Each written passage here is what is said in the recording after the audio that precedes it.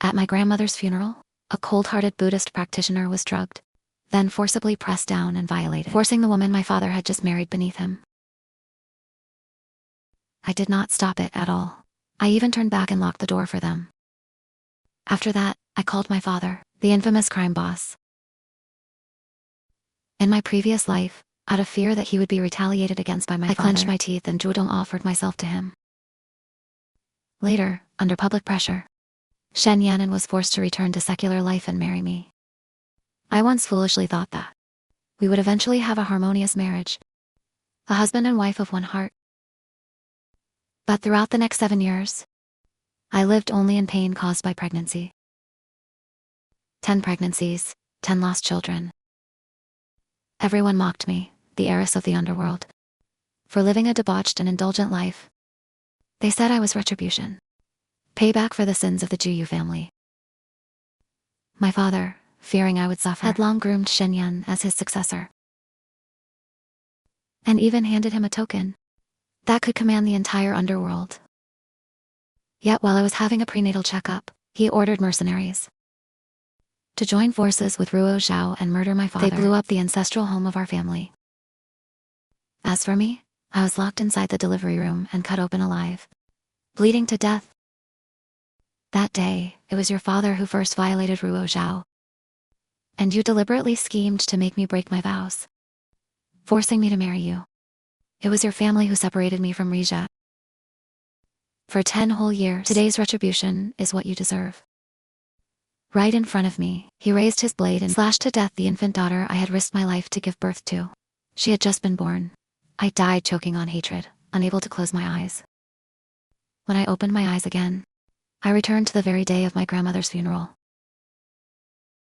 In this life, I will definitely make that filthy pair of lovebirds become a couple. Heaven and earth will not tolerate them. Yan'an, we can't do this here.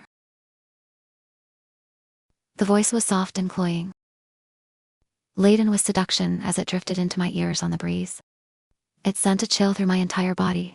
Through the window of the small room, I saw that Shen Yan'an had stripped completely naked. His eyes were bloodshot as he viciously pinned Ruozi down, tearing apart the white mourning clothes on her body. Wanru, today is grandmother's funeral. You can't let them do this here.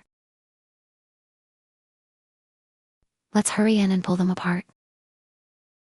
My best friend Zhang was pale with terror, devoid of blood, pushing me repeatedly while I stood completely still. I looked at the couple entwined in the room, then glanced at Zhang Xin's face beside me, clearly revealing jealousy and envy, which she herself had not even realized. I brushed her hand aside, my eyes gleaming with excitement. Save those 2 beasts. How could I forget?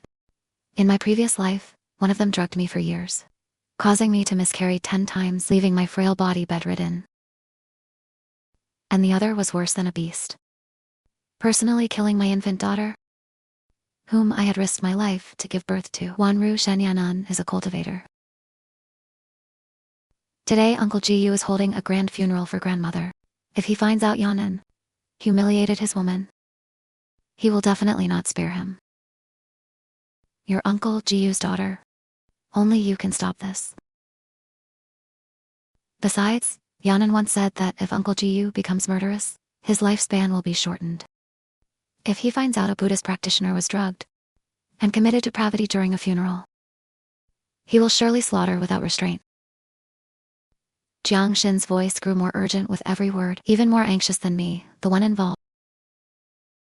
She had long fallen for Shen Yan'an, just waiting for him to return to secular life and marry her. In my previous life, when I was locked in the delivery room, struggling desperately to call for help, it was she who used a surgical knife to chop off my right hand, venting her anger by slashing my body again and again. If it weren't for you setting traps, I would already be Yan'an's wife. You really have a tough life. After taking so much medicine, you still didn't die. I suppressed the hatred in my heart and calmly said to Zhang Xin, I'll go in and stop them. You hurry and call a few nuns over. Remember clearly, don't alarm any important guests here to pay respects. All right, I'll go now. The corner of Zhongshin's lips curved upward, unable to hide her triumphant smile. She turned and ran off, even leaving her high heels behind. I coldly watched her retreating figure, as if she were rushing off to be reborn. In my previous life, I had only told her to quietly call a few people, to handle it discreetly. Yet she dragged over an entire group of noble ladies and rich heiresses attending the funeral. As a result, everyone witnessed with their own eyes me being naked, pressed to the ground by Shen Yan, humiliated and tormented beyond resistance. My aunt, who always treated me as her own daughter, was so shocked that she fainted on the spot. And I was accused of committing indecent acts with a man at my grandmother's funeral. My reputation completely collapsed, labeled by the world as a shameless slut. Without shame, my father was mocked behind his back by the entire underworld. My cousin, who already suffered from depression, was ridiculed with this incident and committed suicide in pain that very night. Zhongshin had harbored malicious intent from the start. In that case, in this life, I will use her own hands to turn this matter into a scandal that reaches the heavens. And while I'm at it, I'll cut off the path of glory and wealth of that so-called good husband from my past life. I stood before the small room's door. A gentle breeze brushed past me, chilling my entire body. I clearly felt the vitality within my body. Lowering my head to look at my hands.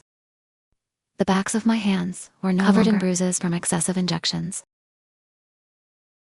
My fair, smooth skin was intact, no longer marred by permanent rashes from pregnancy. My lower abdomen was flat and firm, no longer in dull, constant pain from repeated egg retrievals and The skin on my belly was no longer rough and The cold wind made my mind even clearer, reminding me that I had truly been reborn. This was not a dream. When I saw a short figure in the distance, I casually picked up a sharp stone. I slashed several deep cuts into my arm.